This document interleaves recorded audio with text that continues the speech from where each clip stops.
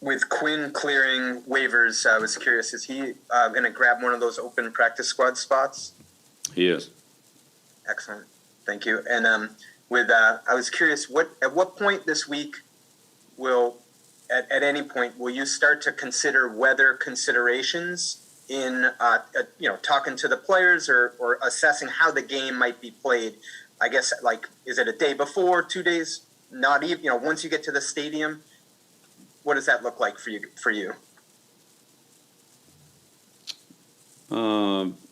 Yeah, usually, talk about it once we know for sure when it is, which a lot of times that's when we get to the stadium. It's hard to really hang your hat on a lot of predictions here, so we'll go with the known information, understanding what it obviously could be. We're not expecting,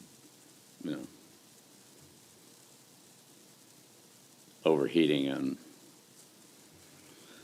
fans on the sideline. Next question, Chris Ryan, followed by Andrew Callahan. Hey, Bill, how are you? Good, Chris. I want to kind of build upon that from Mike and talk a little bit about preparation, whether it's your players, opposing coaches, everybody talks about how this team is prepared. And what is your philosophy around that in regard to weather, or just generally speaking? Is that something that has built out over a period of time, or is that evolved on how to intricately prepare for an opponent, fundamentals, things of that nature? Yeah, well, again, I would say on the weather, we don't really spend a lot of time on that. We practice in a variety of conditions from the start of training camp to the end of the season. So whenever they come up, they come up. We learn from those. Those may or may not be what we get that particular week, but somewhere along the line, it could come into play. So, we talk about that and how it would affect certain plays, situations, ball handling, etc. So it's kind of a continual conversation that we have on that. Is it a challenge, though, particularly on the weather side, because you could replicate certain things in practice so that they're not seeing something for the first time in a game, but obviously certain guys will be seeing certain weather conditions for the first time? How do you try to prepare somebody for, like Ramondre Stevenson as an example, who hasn't seen snow before, what it may be like to play in a game of that nature and instill that aspect of preparation? Yeah, well, I don't think there's too much we haven't seen, but yeah, we haven't seen a lot of snow this year. I guess but I don't know what we can do about that.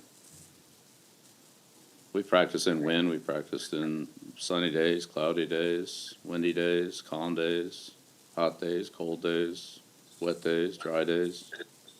And I don't know, what's it going to be? So whatever it is, and if we haven't done it, then we'll have to adjust to it, but we've dealt with most everything. Thanks. Next question, Andrew Callahan. Hey, Bill. I wanted to ask you about the rotations you've had defensively. And I know rotating is something, that's not unique to this season, but specific to the linebackers and the corners, was the late bye week that you've had here coming up at all a factor in terms of making sure that guys are going to be rested until you get to that bye week, knowing it's later than I think you've had since you got to New England? All right. Honestly, the decisions each week are pretty much based on that week. What we need to try to do to win that game, and then deal with next week. On a specific injury or a player's physical condition, that could be a little different part of the conversation. But just in terms of playing the game and do what we need to do to win, that's hard enough every week. So we put everything we can into trying to win each game, and then when the game's over, we tee it up and be ready to do it again. And then on Brian Dable, really quickly, since he was on your staff, where have you seen him put, his own imprint on the system he's running now, the kind of flavor that might be different from what, he was helping run when he was on your staff?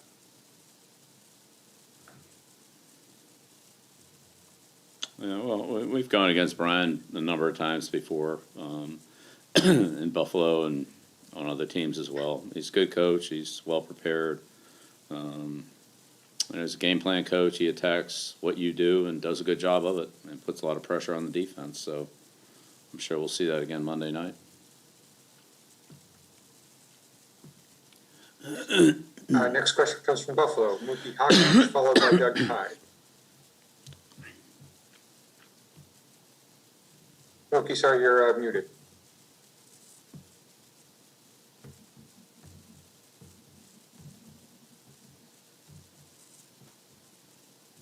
We're going to jump ahead to Doug Hyde. We'll come back to you, Mookie. Bill, how's it going? Good, Doug. Matthew Judon's been very complimentary of the pass coverage this season, saying that a lot of his sacks have been coverage sacks. Have you seen the pass coverage help out the pass rush and vice versa this season? Right. Well, it's all about complementary defense and playing good team defense. So one without the other is not very effective. When you can combine good pass coverage with a good pass rush, then that leads to negative plays, could lead to sacks, could lead to interceptions, could lead to pass breakups and pressures and things like that. So absolutely, team defense is what we're always trying to do well. And I think if you can match the coverage and match the rush at about the time the quarterback's trying to throw the ball, that's really what you're looking to do. And as I said, one without the other. You probably make a couple plays on that, but overall in the long run, it's just not going to be enough because you have a good rush and the ball's out and it's completed, or you have them covered with no rush and eventually quarterbacks and receivers are too good in this league and they'll get open. So, we've got to try to marry those together. Thank you. You're welcome. I'll go back to Mookie Hawkins, followed by Mark Gahn. Coach, Mookie Hawkins, Waffle Sports 1080. Good morning, sir. Morning. Couple questions for you, man. For years, you've been able to keep teams off balance with balance, and the way you game plan, you thrive on taking away what teams does best. For over 20 years, Coach, what attributes that?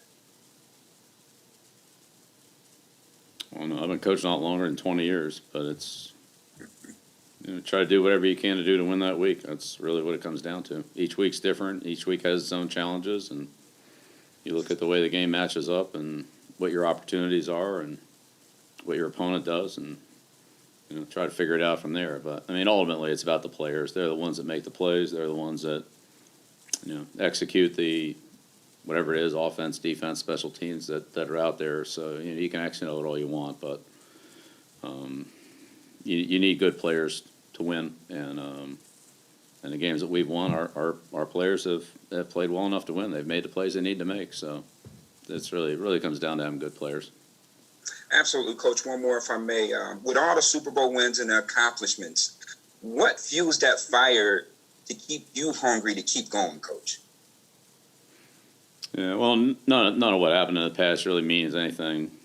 We've won some, we've lost games, whatever it is. But, right now, this week, it's a challenge of, this team against Buffalo in 2021. First time we've played them. We played them a couple times here, in a short period of time. But, this is the game to focus on. And so put everything we have into this one and, go up to Buffalo and try to be as competitive as we can against a good football team that's well coached, that plays well, that competes well, that's tough, and we're gonna need our best game. So that's what we're striving for this week. Good luck Monday night, Coach. Appreciate it. Question from Mark Gahn, Buffalo News. Yes, Coach. You've said many times, or several times anyway, that there's no criteria for the Hall of Fame, and that's absolutely true. There isn't for any of the major Hall of Fames. People have talked about, for instance, a longevity criteria, but then worry that somebody like Gale Sayers would have been left out. The question is, do you think the Hall of Fame should make an effort, whatever that means, make an effort to come up with some criteria that would, at least in some cases, allow for the automatic inclusion of some people? Yeah, I'm not going to spend a lot of time on this. I've never advocated automatic anything. And I think every rule can have exceptions, especially on something like this. So whatever the criteria is, there could certainly be a person that doesn't meet that criteria that's worthy of that selection if everybody agrees and thinks that they are. So I just think it would be a lot easier if you had something to at least ballpark measure what we're talking about here. But right now I'm focused on Buffalo and the Bills and not going to worry about that. Thank you. John Waurow, Associated Press. Hi, Bill. From your perspective, what challenges do teams face when attempting to replace, a player of the caliber of Tre'Davious White? Just what are the challenges that, when you lose a player like that teams face? Yeah. Well, I mean, look, that's every team deals with that every week. So you have to have backups for every position. You get into the kicking game, you might need to replace a guy on 4 or 5 teams. So it could be, multiple guys. Again, depending on what the person's role is and so forth. So, every time you go into a game, you have to have, who's your backup this, who's your backup that, who's your backup kicker, who's your backup punter, who's your backup quarterback, backup, everything. So that's football. That's competitive sports. We all deal with it every week. You never know for sure when it's going to happen. If a person's out for a longer period of time, then you make your best arrangements that you can based on what you have. But that could change in one play in any given game. Thank you. Welcome. Next question, Phil Perry. Hey, Bill, just wanted to ask you about Star Lotulelei.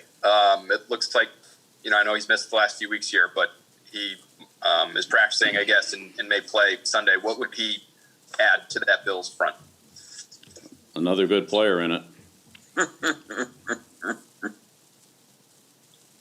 Yeah, they're very good up there. They have good depth and good talent.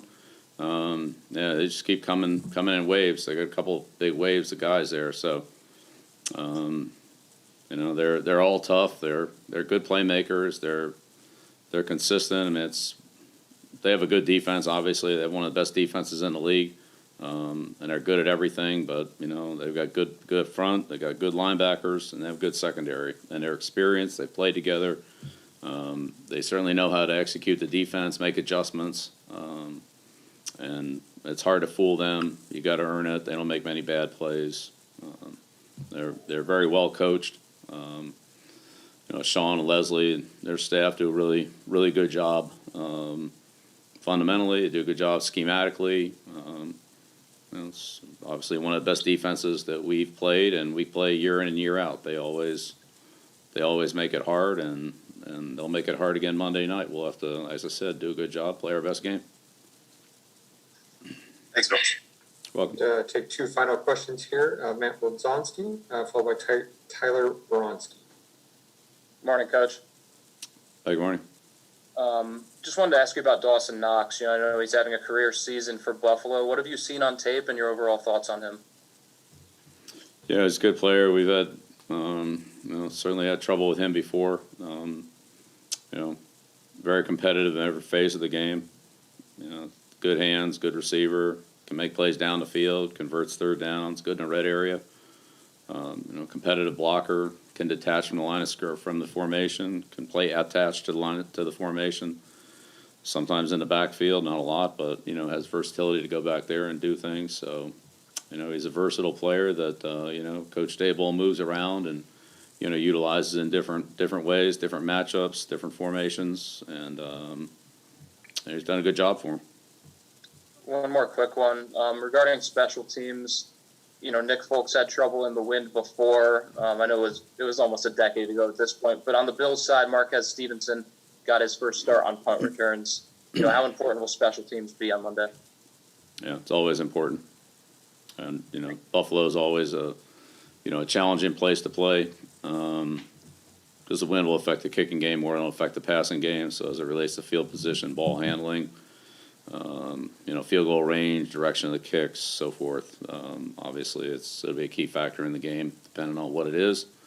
But that's it's part of the challenge of, playing there, be the same for both teams, and, we'll see how everybody handles it, but it'll definitely be a factor. Again, more of a factor in the kicking game than the passing game, although it could affect the passing game, but it'll affect the kicking game first. And last question, Tyler Bronski. Hey, Bill. I want to ask about a comment Jacoby made yesterday. He mentioned that he felt Nelson could be a head coach someday because of how much he wants to just know every little detail of every play.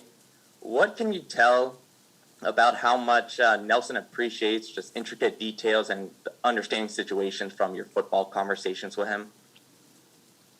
Yeah, Nelly's a smart guy. He's got a good level of experience. He's played in a couple different systems and played multiple positions inside, outside, and as I said, played in different passing systems. So he has a pretty good familiarity with the different aspects of the passing game, and obviously the way that they're defended.